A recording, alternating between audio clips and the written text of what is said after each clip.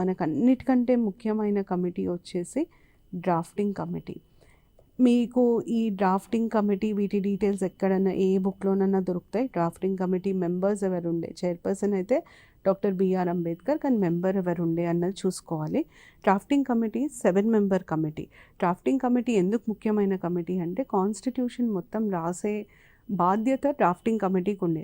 వీళ్ళు ఎలా పనిచేసేవాళ్ళు అంటే కమిటీ 1, కమిటీ 2, కమిటీ 3, కమిటీ 4 ఈ కమిటీలన్నీ వాళ్ళ రికమెండేషన్స్ని కాన్స్టిట్యూషనల్ అడ్వైజర్కి పంపేవాళ్ళు.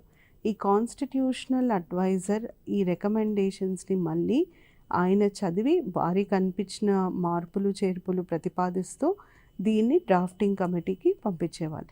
ఈ డ్రాఫ్టింగ్ కమిటీ కాన్స్టిట్యూషన్ మొత్తం ఈ వచ్చిన రికమెండేషన్స్ అన్నిటినీ ఒక సిస్టమాటిక్ ఆర్డర్లో రాయాల్సిన పని డ్రాఫ్టింగ్ కమిటీది.